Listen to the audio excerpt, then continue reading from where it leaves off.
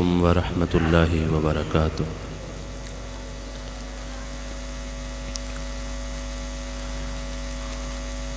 الحمد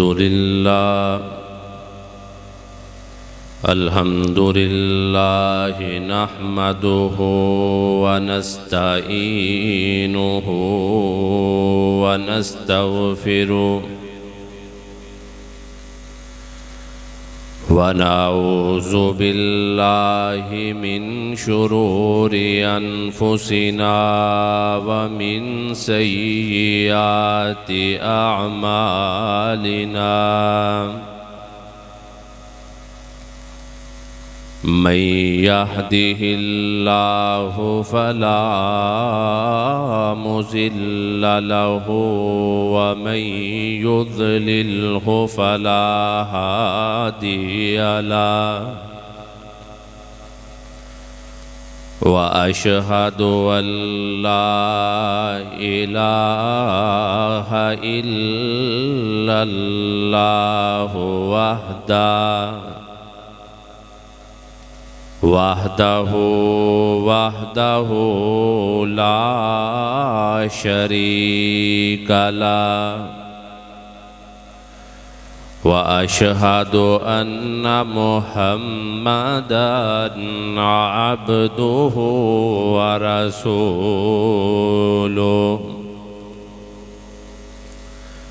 أما بعد فإن أحسن الكلام كلام الله، وأحسن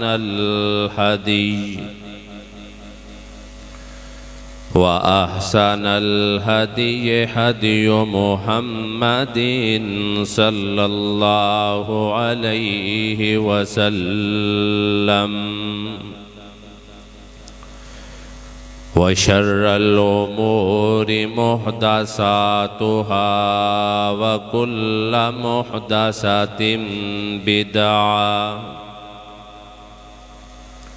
وكل بدعة ضلالة، وكل ضلالة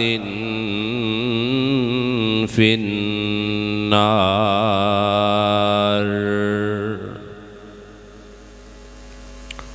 اللهم صل على محمد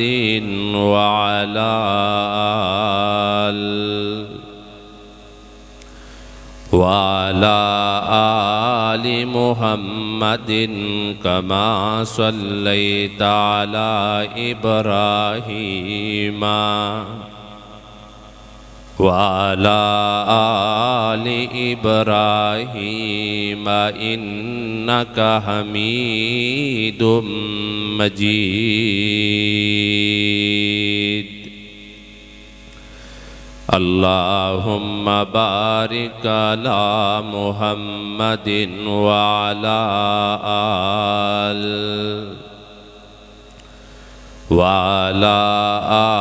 آل محمد كما باركت على إبراهيم وعلى آل إبراهيم إنك حميد مجيد۔ رب اشرح لي صدري ويسر لي أمري، واحلل عقدة من لساني يفقهوا قولي، رب زدني علما، رب زدني علما، رب زدني علما۔ أعوذ بالله من الشيطان الرجيم، بسم الله الرحمن الرحيم۔ يا أيها الذين آمنوا اتقوا الله وقولوا قولا سديدا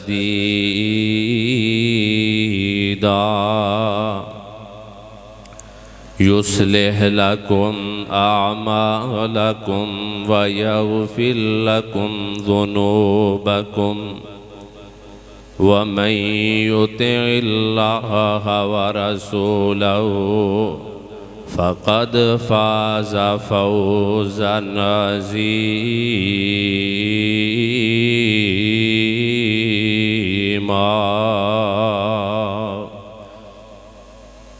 فقال النبي صلى الله عليه وسلم اضمنوا لي ستا من أنفسكم أضمن لكم الجنة اصدقوا إذا حدثتم وأوفوا إذا وعدتم وأدوا إذا طمنتم واحفظوا فروجكم غضوا أبصاركم كفوا أيديكم أو كما قال النبي صلى الله عليه وسلم. ہر قسم کی حمد و ثنا، کبریائی، بڑائی، یکتائی، شہنشائی اللہ مالک ارض و سما کے لیے ہے کہ جس نے انسان کو عدم سے وجود بخشنے کے بعد باقی تمام کائنات سے زیادہ معزز، محترم، مکرم بنایا اور اپنی وسعت و قدرت کا مسئلہ سمجھانے کے لیے کائنات فانی کے اندر کم و بیش 1,24,000 پیغمبروں کو مبعوث فرمایا. وہ ذات اتنی کریم ہے جس وقت کسی کام کا ارادہ کر لیتی ہے اذا اراد شیئا ان یقول له کن فیکون، وہ کن کہتی ہے فیکون، وہ کام مارز وجود کے اندر آ جاتا ہے. وہ ایسی ذات ہے، ساری کائنات اس کی محتاج ہے مگر وہ کسی کا محتاج نہیں ہے. ساری کائنات مانگنے والی ہے، وہ اکیلا عطا کرنے والا ہے. ساری کائنات فقیر ہے، وہ سخی ہے. ساری کائنات گناہ کرنے والی ہے، وہ اکیلا معاف کرنے والا ہے. اور درود و سلام امام الحرمین، امام القبلتین، امام اعظم، قائد اعظم جناب محمد الرسول اللہ صلی اللہ علیہ وسلم کی ذات گرامی پر کہ وہ ایسے آقا محمد ہیں صلی اللہ علیہ وسلم کہ نہ ان کے جیسا کسی کا ہاتھ ہے، نہ ان کے جیسے کسی کے پیر ہیں، نہ ان کے جیسا کسی کا چہرہ ہے، نہ ان کے جیسا کسی کا لعاب ہے، نہ ان کے جیسا کسی کا وجود ہے. یہ ہاتھ ایسے ہیں عبداللہ بن عباس کے سینے پہ لگتے اللہ مفسر قرآن بنا دیتے. اور لعاب ایسا ہے کہ چند بندے کے کھانے کے اندر اگر آپ کا لعاب چلا جائے تو اللہ کئی سو بندے کے کھانے کا انتظام فرما دیتے ہیں. اور پیر کیسے ہیں، ایک فرش پر ہوتا ہے تو دوسرا عرش پر ہوتا ہے. اللہ اکبر. اور چہرہ کیسا ہے، اور پھر حسان بن ثابت کی زبانی سنے محبوب کا چہرہ کیسا ہے. فرماتے ہیں وَأَجْمَلَ مِنْكَ لَمْ تَرَ قَطُّ عَيْنٍ وَأَحْسَنُ مِنْكَ لَمْ تَلِدِ النِّسَاءُ خُلِقْتَ مُبَرَّأً مِنْ كُلِّ عَيْبٍ كَأَنَّكَ قَدْ خُلِقْتَ كَمَا تَشَاءُ. مختصر ترجمہ کریں، کہتے ہیں محبوب آپ کے چہرے کو دیکھ کے ایسے لگتا ہے کہ جیسے آپ اللہ کو کہتے رہے ویسے اللہ آپ کا چہرہ بناتے رہے. آپ کا چہرہ ایسے، اور جو چہرے کو دیکھتا ہے اس کو کہنا پڑتا ہے لم را قبلہ ولا بعدہ مثلہ. کہ محبوب آپ سے پہلے بھی ایسا نہیں دیکھا، آپ کے بعد بھی ایسا نہیں دیکھا۔ اور عبداللہ بن سلام یہودیوں کے عالم نے پہلی بار محبوب کے چہرے کو دیکھا، کہا ھذا الوجہ لیس بوجہ کذاب، لوگو یہ جھوٹے کا نہیں کسی سچے کا چہرہ ہے۔ اور وجود کیسا ہے کہ ابھی ممبر نہیں بنا تو میرے آقا علیہ الصلوۃ والسلام وہ کھجور کے ٹنڈ کے ساتھ اپنا سینہ مبارک لگا کے خطبہ جمعہ ارشاد فرمایا کرتے تھے۔ ممبر بن گیا، میرے آقا نے اس کو چھوڑا اور ممبر کی طرف آئے، مسجد نبوی میں سے رونے کی آوازیں آ رہی، پتہ نہیں لگتا کہ کون رو رہا ہے۔ صحابہ بیان کرتے ہیں تلاش کیا، بس یار تلاش کے بعد دیکھا کہ وہ کھجور کا تنا جس کے ساتھ میرے اور آپ کے آقا کائنات اپنا سینہ مبارک لگا کے خطبہ جمعہ ارشاد فرمایا کرتے تھے، وہ رو رہا ہے۔ آقا کی جدائی برداشت نہیں کر سکا، میرے آقا نے اس کو پکڑا اور سینے کے ساتھ لگایا اور فرمایا مجھے اس ذات کی قسم جس نے سر میرے پہ نبوت کا تاج رکھا ہے، اگر میں اس کو سینے کے ساتھ نہ لگاتا تو قیامت تک اس نے ایسے ہی روتے رہنا تھا۔ یہ میرے آقا محمد ہیں صلی اللہ علیہ وسلم۔ جو آیت کریمہ میں نے آپ کے سامنے ارشاد کی ہے، اس کے اندر مال کے کائنات نے، شہنشاہوں کے شہنشاہ نے، سلطان السلاطین نے، ساری کائنات کے خالق مالک نے ایمان والوں کو خطاب فرمایا ہے، ایمان والو اتقوا اللہ، اللہ سے ڈر جاؤ، وقولوا قولا سدیدا، بات سیدھی سچی کھری کہا کرو جس میں جھوٹ کی آمیزش اور ملاوٹ نہ ہو۔ اس کا انعام کیا ملے گا؟ یصلح لکم اعمالکم ویغفر لکم ذنوبکم، اللہ تمہارے اعمال کی اصلاح کر دیں گے، ویغفر لکم ذنوبکم، اور اللہ عفو کی قلم پکڑ کر تمہارے گناہوں پہ لکیر پھیر دیں گے۔ وَمَن يُطِعِ اللَّهَ وَرَسُولَهُ، اور جو کوئی بھی اللہ اور اس کے رسول کی اطاعت کرتا ہے، فقد فاز فوزا عظیما، وہ بڑا کامیاب ہوتا ہے۔ اور یاد رہے کہ جو کوئی بھی اللہ اور اس کے رسول کی اطاعت کا دم بھرتا ہے، بھرے گا، وہ اس دنیا میں بھی کامیاب، موت کے وقت بھی کامیاب، قبر میں بھی کامیاب، حشر میں بھی کامیاب، اور پل صراط سے گزر رہا ہوگا تو کامیاب اور کامران ہوگا۔ دنیا میں کامیابی کیا ہوگی؟ فَلَنُحْيِيَنَّهُ حَيَاتًا طَيِّبَةً، فرمایا کہ جس طرح میرا قرآن پاک ہے، میں پاک ہوں، میرا محمد پاک ہے صلی اللہ علیہ وسلم، میری کتاب پاک ہے، اسی طرح مومن کا اندر جانے والا سانس بھی پاک ہوگا، باہر نکلنے والا بھی پاک ہوگا۔ اور موت کے وقت کامیابی کیا ہوگی؟ اللہ کا سلام آ رہا ہوگا، جنت کا پیغام آ رہا ہوگا۔ اور قبر میں کامیابی کیا ہوگی؟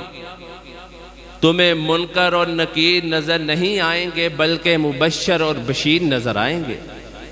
حشر کے میدان میں کامیابی کیا ہوگی؟ 50,000 سال کا دن ہوگا اور تمہارے لیے ایسے گزر جائے گا جیسے تم نے 2 رکعتوں کا سلام پھیرا۔ اور پل صراط پر کامیابی کیا ہوگی؟ وَإِن مِّنكُمْ إِلَّا وَارِدُهَا كَانَ عَلَىٰ رَبِّكَ حَتْمًا مَّقْضِيًّا، سب نے گزرنا ہے۔ اور کامیابی کیا ہوگی کہ آنکھیں بند کرے گا، کھولے گا، کیا دیکھے گا؟ جنت میں سونے کی کرسی پر بیٹھ کر اللہ کا دیدار کر رہا ہو۔ اللہ اکبر۔ اور پل صراط سب نے گزرنا ہے۔ جہنم کا ایک انگارہ بجھانے کے لیے ساری کائنات کا پانی اکٹھا کر لیا جائے تو وہ نہیں بجھتا، لیکن مومن جس وقت پل صراط سے گزرے گا تو دوزخ کی آگ کہے گی، او مومن جلدی گزر کے جا، تیرے گزرنے سے میری آگ میں بڑا فرق آ رہا ہے، میری آگ بجھ رہی ہے۔ اور پنجابی شاعر نے بڑی پیاری بات کی، کہتا ہے کہ باز مومن جب پل چڑھ سن دوزخ حق بھائی، اوے چھیتی لنگ جا نور تیرے نے میری آگ بجھائی۔ ایسے مومن ہوں گے، اللہ ہمیں بھی ایسے مومنین میں شامل فرمائے۔ تو جو آیت کریمہ میں نے آپ کے سامنے پڑھی، اس کے اندر اللہ کریم نے فرمایا کہ وَقُولُوا قَوْلًا سَدِيدًا، بات سچی اور سیدھی کہنی ہے۔ اور حضرت نفیع بن حارث رضی اللہ تعالیٰ عنہ بیان کرتے ہیں کہ ایک دن آقا کائنات، آقا نامدار مجلس میں بیٹھے ہیں اور فرماتے ہیں کیا میں تمہیں بڑے گناہوں کے بارے میں نہ بتاؤں؟ صحابہ نے کہا اللہ کے نبی، 3 دفعہ فرمایا، صحابہ نے کہا کہ اللہ کے نبی ضرور بتائیں 3 بڑے گناہ کون سے ہیں؟ فرمایا الاشراک باللہ، اللہ کے ساتھ شرک کرنا بہت بڑا گناہ ہے۔ اور قرآن مجید میں فرمایا کہ ان اللہ لا یغفر ان یشرک بہ ویغفر ما دون ذلک لمن یشاء، کہ اللہ کریم شرک کو معاف نہیں کریں گے، شرک کے علاوہ جو دوسرے گناہ ہوں گے جو اللہ کریم چاہیں گے وہ معاف کریں گے، شرک کی معافی نہیں ہے۔ اور ایک واقعہ حضرت الشیخ اس مسند کے اصل وارث شیخنا امامنا عبدالرشید مجاہد آبادی حفظہ اللہ تعالی، اللہ ان کو صحت سلامتی ایمان والی لمبی عمر عطا فرمائے، وہ بیان کرتے ہیں کہ کوئی اللہ والا بیٹھا تھا، اس کے پاس ایک عورت آئی، اس نے کہا کہ حضرت آپ کے مرید میں ایک مرید میرا خامد ہے، وہ چاہتا ہے وہ دوسری شادی کرے، آپ اس کو منع کریں کہ وہ دوسری شادی نہ کرے۔ اللہ والا کہنے لگا مثنیٰ و ثلاث و رباع، 4 تک کی اجازت ہے، میں کیسے منع کر سکتا ہوں؟ کہا کہ حضرت اگر قرآن کے اندر یہ بات نہ ہوتی کہ غیر مردوں سے پردہ کرو تو میں اپنا نقاب اتار کے آپ کو دکھاتی، آپ دیکھتے کہ اس کی کوئی شریک نہیں ہونی چاہیے، میں اتنی خوبصورت ہوں۔ یہ بات سننی تھی کہ اللہ والا بے ہوش ہو گیا۔ شیخ فرماتے ہیں کہ اللہ والوں کی منزلیں اور ہوا کرتی ہیں۔ ہوش کے اندر آیا، مریدوں نے پوچھا حضرت آپ کا کیا بنا؟ کہا کہ جس عورت کو اپنے حسن کے اوپر اتنا مان ہے کہ اس کی کوئی شریک نہیں ہونی چاہیے، تو جس اللہ نے اس طرح کے ہزاروں کروڑوں اربوں حسن پیدا کیے ہیں وہ کیسے شریک بنانا پسند کر سکتا ہے؟ اللہ اکبر۔ اس عورت کو شریک بنانا پسند نہیں، لیکن اللہ کو پھر شریک بنانا کیسے پسند ہو سکتا ہے؟ اور توحید کا نشہ پوچھنا ہے تو جا کے جناب بلال سے پوچھیے نا۔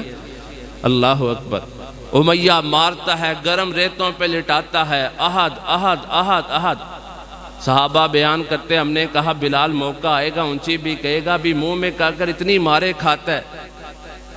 فرماتے ہیں مکے والوں تمہیں مار کے اتنا مزہ نہیں آتا جتنا بلال کو احد کی بولی کے اندر مزہ آتا ہے۔ اللہ اکبر۔ اللہ توحید کا نشہ نصیب فرمائے۔ پہلا بڑا گناہ الاشراک باللہ، اللہ کے ساتھ شرک کرنا، اور دوسرا وعقوق الوالدین، والدین کی نافرمانی کرنا، یہ بڑے گناہوں میں سے ہے۔ آپ زندگی کے اندر کسی کامیاب شخص کو دیکھیں نا اگر، تو آپ دیکھیں گے پیچھے کہیں نہ کہیں اس کے والدین کی دعا ضرور شامل حال ہوگی۔ یہ ہو ہی نہیں سکتا کہ والدین ناراض ہوں اور بندہ کامیاب ہو جائے، نہیں ہو سکتا۔ اور والدین کی بد دعا، اللہ اکبر، صحیح بخاری کا واقعہ کہ اللہ کے ولیوں کو بھی نہیں چھوڑتی ماں باپ کی بد دعا۔ آقا فرماتے ہیں میرے سے پہلے ایک اللہ والا تھا، جریج نام تھا، نماز پڑھ رہے، ایک دن ماں نے آواز دی بیٹا جریج، نماز پڑھتا رہا کہ سوچا نماز چھوڑوں گا، نماز ہے، ماں کی بات سنوں، کیا کروں؟ آقا فرماتے نماز پڑھتا۔ اگلا دن ہوا، پھر ماں نے آواز دی، نماز پڑھتا رہا، جواب نہ دیا۔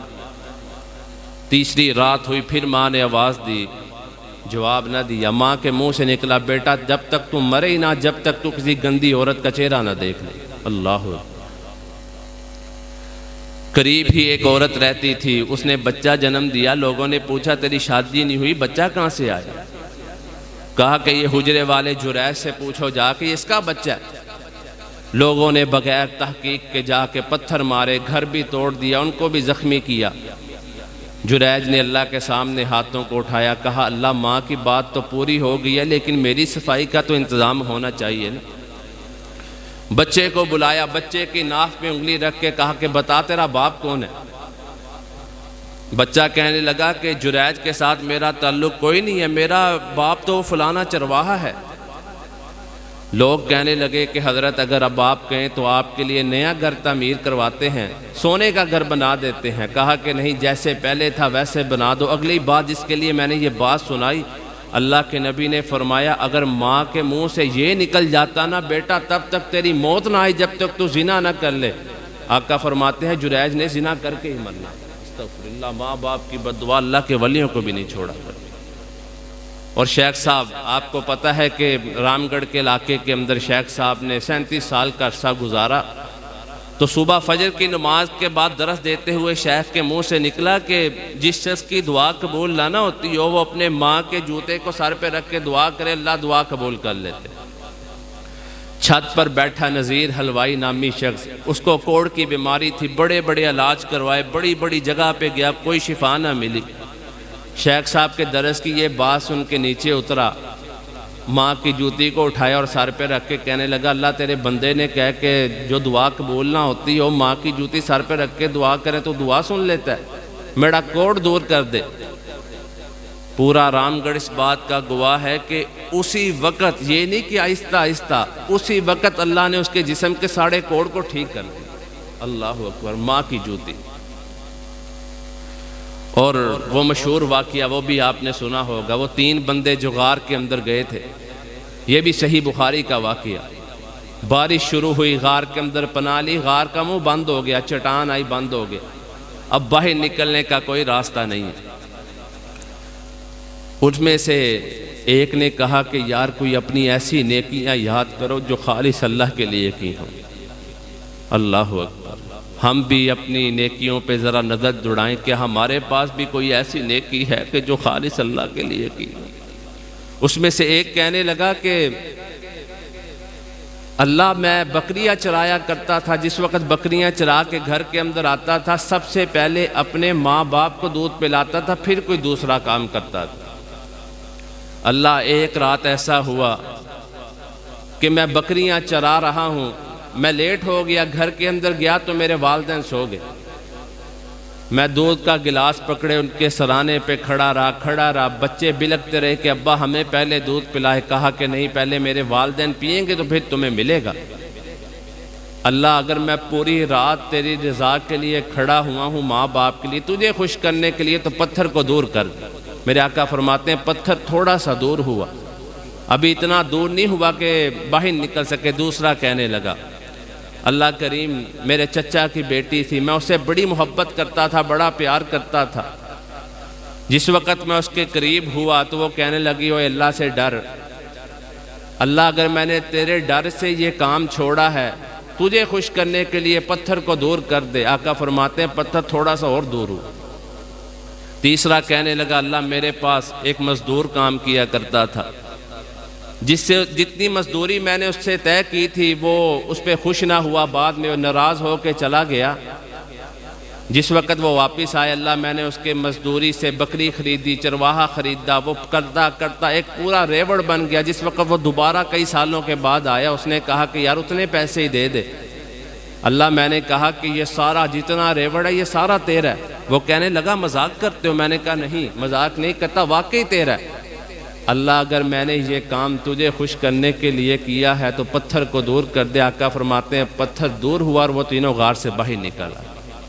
کوئی ایسی نیکیاں کہ کوئی جو مشکل وقت پہ ہم بھی اپنے رب کے سامنے پیش کریں۔ اللہ کے لیے میں اور آپ کوئی ایسی نیکی ضرور کریں کہ مشکل وقت میں اللہ کے سامنے وہ نیکی پیش کر سکیں۔ اور جس وقت بندہ جھوٹ بولتا ہے، میرا موضوع سچائی، کہ آپ نے فرمایا کہ تم مجھے 6 چیزوں کی ضمانت دو، میں محمد تم کو جنت کی ضمانت دیتا ہوں۔ پہلی چیز اصدقوا اذا حدثتم، جب تم نے بات کرنی ہے بات سچی کرنی ہے۔ علامہ مناوی رحمۃ اللہ نے یہ واقعہ بغیر سند کے نقل کیا ہے کہ اللہ کے نبی صلی اللہ علیہ وسلم کے پاس ایک شخص آیا، آ کے آپ کے ہاتھ پہ بیعت کی، مسلمان ہوا۔ اس نے دیکھا کہ اسلام جو ہے وہ زنا سے بھی روک رہا ہے، چوری سے بھی روک رہا ہے، جھوٹ سے بھی روک رہا ہے۔ کہنے لگا اللہ کے نبی میں تو ان کاموں سے نہیں رک سکتا۔ اللہ اکبر، میرے پیغمبر کا اخلاق چیک کیجئے۔ میرے پیغمبر نے یہ نہیں کہا اگر باز نہیں آ سکتا چل بھاگ جا، نا نا نا نا، ایسا نہیں ہے۔ کہا کہ میرے آقا نے پوچھا بتا کیا چاہتا ہے؟ کہنے لگا اللہ کے نبی ایک گناہ سے روک دیں، اس سے میں رک جاؤں گا، باقی گناہ میں نے کرنے۔ تو میرے آقا نے فرمایا چل ٹھیک ہے جا، تو نے جھوٹ نہیں بولنا، جھوٹ نہیں بولنا۔ وہاں سے نکلا، رات کا وقت ہوا۔ جس وقت رات ہوئی نا، سوچا کہ زنا کا خیال آیا ذہن کے اندر، اور زنا کے بارے قرآن مجید نے فرمایا کہ وَلَا تَقْرَبُوا الزِّنَا إِنَّهُ كَانَ فَاحِشًا وَسَاءَ سَبِيلًا۔ زنا کی باری ہے، اللہ کریم نے یہ نہیں کہا کہ زنا نہیں کرنا، کہا کہ ایسے کام کے قریب بھی نہیں جانا جس سے زنا کی سمیل اور بدبو آتی ہو، اس طرح کے کام کے قریب بھی نہیں جانا۔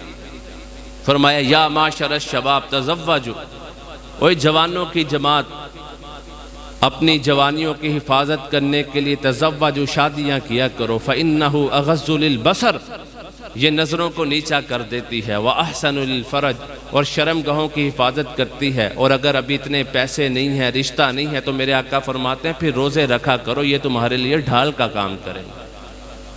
کہا کہ زنا کا خیال آیا، کہا کہ اللہ کے نبی نے اگر صبح پوچھا کہ رات کیسی گزری تو اگر میں نے جھوٹ بولا تو آقا نے کہا جھوٹ نہیں بولنا، اور اگر سچ بولا تو کوڑے پڑیں گے۔ کہا کہ چھوڑو نہیں کرتا، سو گیا۔ پھر آیا کہ اب صبح کھانے کا بھی انتظام کرنا، چوری کرتا ہوں۔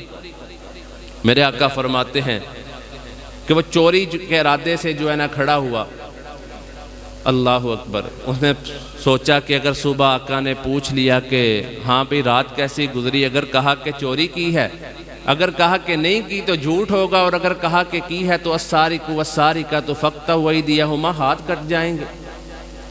پھر لیٹا سو گیا۔ صبح ہوئی، میرے آقا نے پوچھا ہاں بھئی رات کیسی گزری ہے؟